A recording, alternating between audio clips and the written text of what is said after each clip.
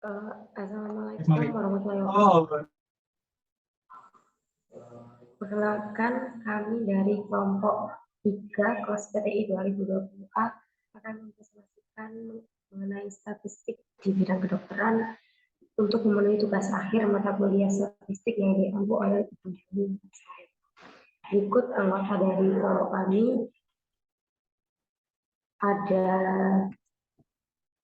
Rizky Mutiara Citra Ayuti dengan 3 disiplin terakhir 007, ada saya Kirana dengan 3 disiplin terakhir 011, ada Zaskia dengan 3 disiplin terakhir 015, dan ada Iksan dengan 3 disiplin terakhir 049. Jadi kami mengambil 3 referensi artikel. Yang pertama adalah artikel mengenai pediatrik, statistika di kedokteran pediatrik. Lalu di the second artikel ada statistika pada penyakit Down syndrome, dan di ketiga artikel yaitu ada statistika di resuscitation.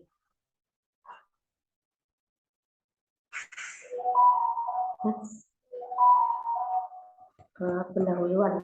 Jadi alasan kami memilih mengapa topiknya adalah statistika di bidang kedokteran karena sudah umum sekali statistika di bidang investor dan di bidang Bitcoin. Kami ingin mencari tahu bagaimana peran statistika di bidang kedokteran. Jadi di bidang kedokteran atau statistika pada bidang kesehatan ini sering digunakan untuk menyajikan sebuah data tentang penyakit ataupun masalah kesehatan. Statistik digunakan juga untuk menganalisa 10 besar penyakit menular dan tidak menular yang terjadi di suatu negara maupun.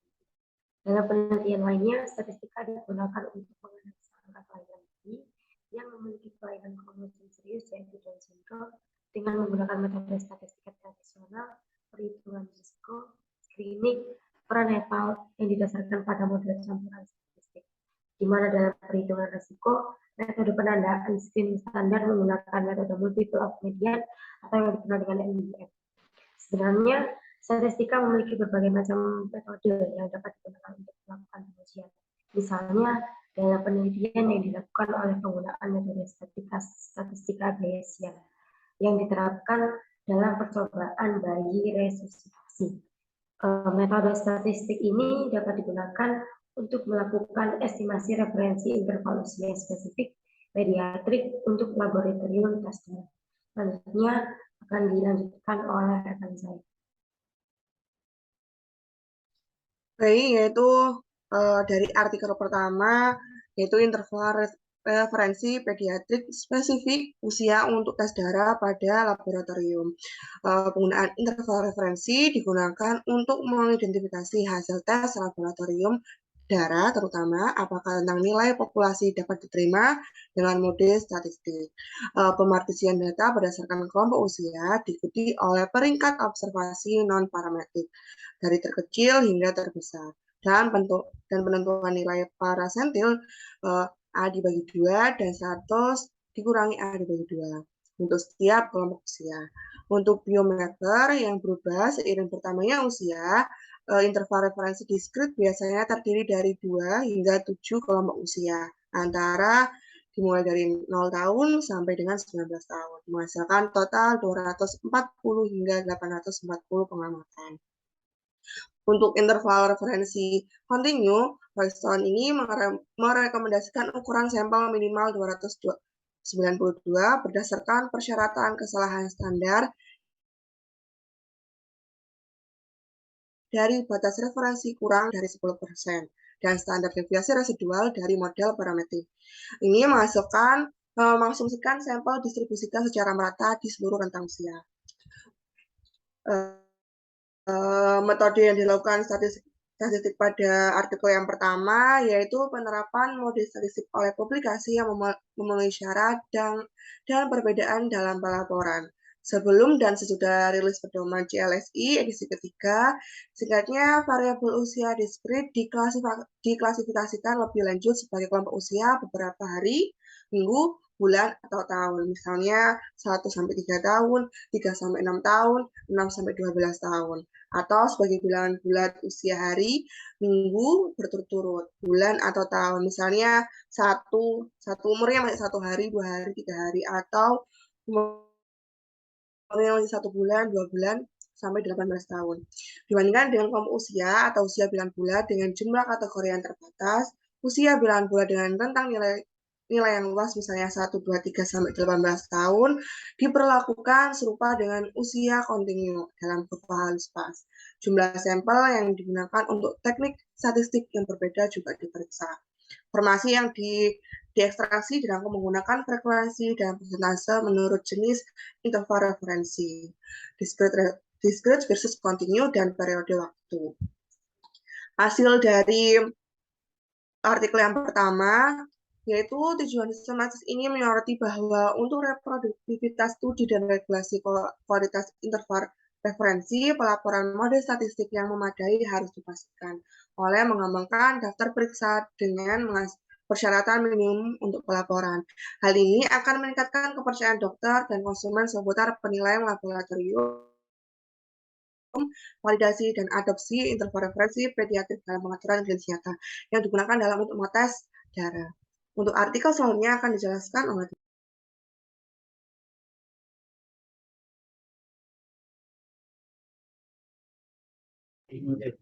selanjutnya adalah statistika. Metode statistika Bayesian, penerapannya pada percobaan observasi. Metode Bayesian didasarkan pada teorema Bayes, hubungan matematis untuk menghitung probabilitas bersyarat. Probabilitas suatu peristiwa tertentu mengingat bahwa peristiwa lain telah terjadi.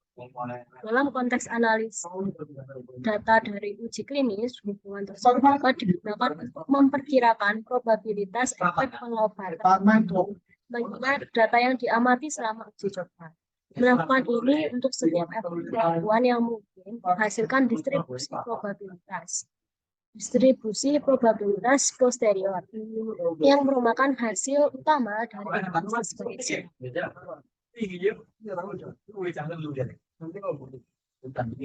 Metode statistik yang dilakukan oleh peneliti, di mana analisis Bayesian ini memberikan hasil dalam hal probabilitas yang mudah dipahami.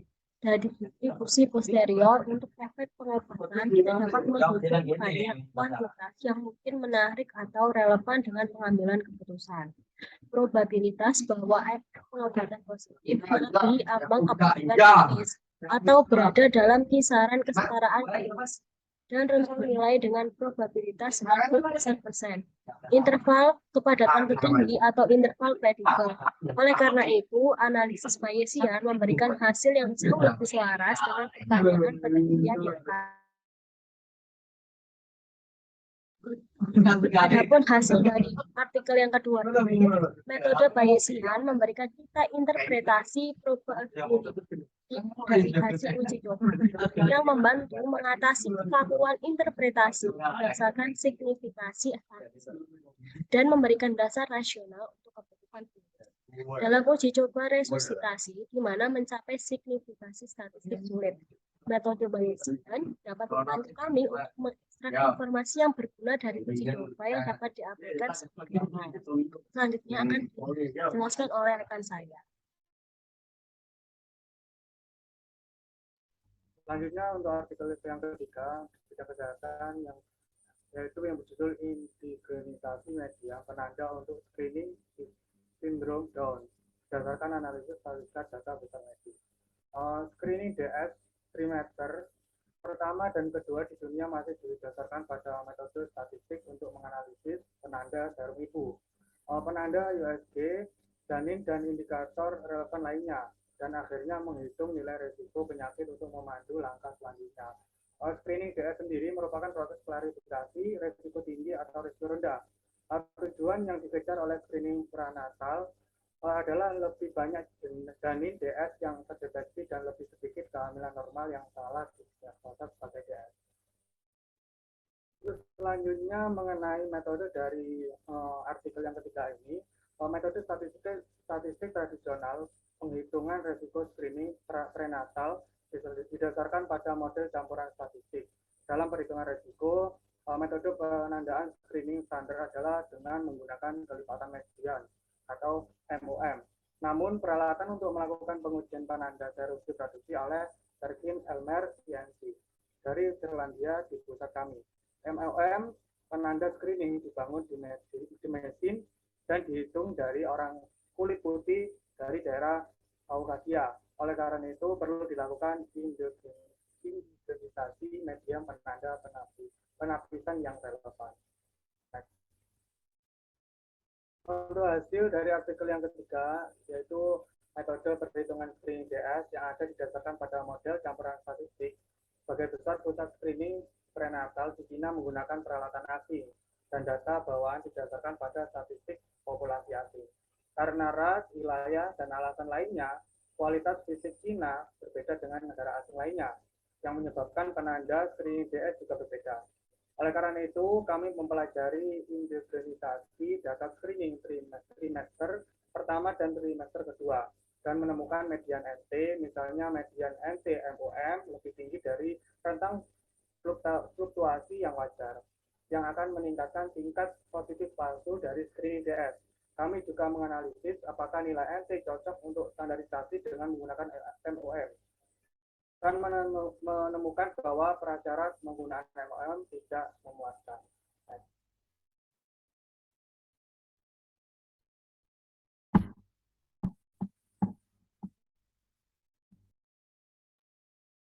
Jadi kesimpulan dari presentasi statistik dan biaya kedokteran dari pernyataan yang disampaikan, penggunaan statistika sangatlah penting dalam bidang kesehatan, terutama dalam penelitian kesehatan yang menerapkan beberapa metode statistika yang telah berkembang.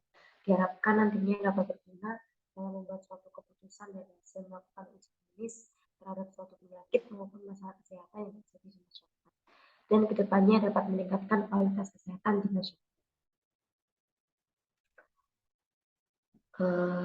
Kurang lebihnya mohon maaf. Terima kasih atas presentasi dari kelompok 3. Saya kembalikan. Wassalamualaikum warahmatullahi wabarakatuh.